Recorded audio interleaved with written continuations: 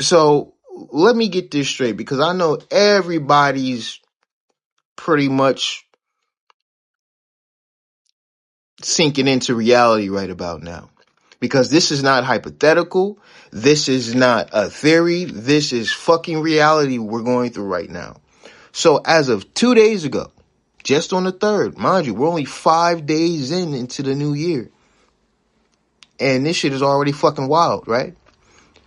So just 2 days ago, the United States launched a large-scale, hear me out, a large-scale military operation against the sovereign nation of Venezuela.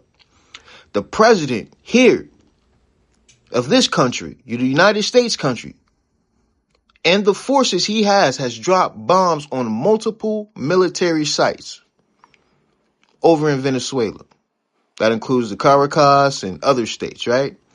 Now, within hours, the Venezuelan president, Maduro, and his wife, not just Maduro himself, were captured by American troops and flown to the United States to face federal charges. And the White House seems to be calling this a victory in the war on drugs and tyranny. Critics are calling it an unprecedented violation of international law. I don't know what side you sit on, but I'm leaning more against the unprecedented violation of international law here. Now, the Trump administration has publicly justified the operation as a law enforcement mission against a man accused of drug trafficking, narco-terrorism, and corruption. Officials claim they were executing long-standing U.S. indictments and removing a leader they deem illegitimate. The president also announced that the United States would run Venezuela temporarily and deploy American oil companies to rebuild the nation's oil industry there. But bombings and foreign seizures are not law enforcement. They are military force. The strikes were carried out without congressional authorization and without consent of the Venezuelan government. The United Nations Security Council did not approve a use of force. International law is clear here. No country, let me repeat, no country may invade another sovereign state except in self-defense or with a Security Council mandate. A criminal indictment in one nation's court does not override that rule. Now, let me make this clear. We all know how the war on drugs started here, right? So the question in itself still arises. Why are we going to other countries to combat something that started here in this country? Let that sink in for a second. See, because this matters more than just geopolitics. It matters for the rule of law itself. Under the U.S. Constitution, only Congress can authorize war and sustained military operations.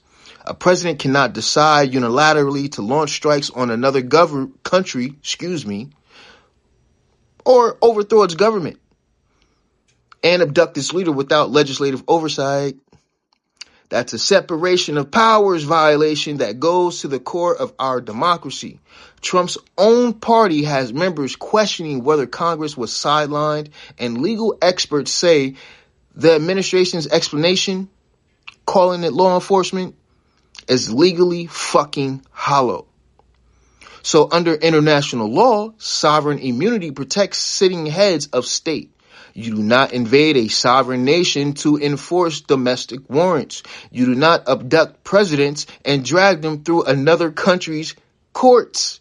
If every nation starts acting this way, the world reverts to power politics rather than legal norms. Major world leaders have condemned the attacks as a breach of UN Charter. The UN Secretary General called the operation a dangerous precedent. So here's why this must be adjudicated, not just debated in headlines.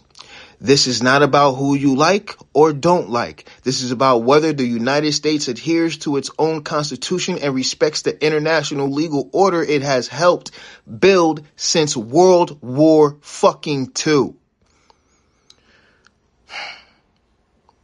Now, a president must answer in court if he overstepped his constitutional authority. A nation must explain to the world why it believes military force was justified absent self-defense or global authorization. If the law can be ignored for expediency, then no law has meaning. This isn't partisan. This is principle, and principle matters. Hope you motherfuckers are woke. Good morning.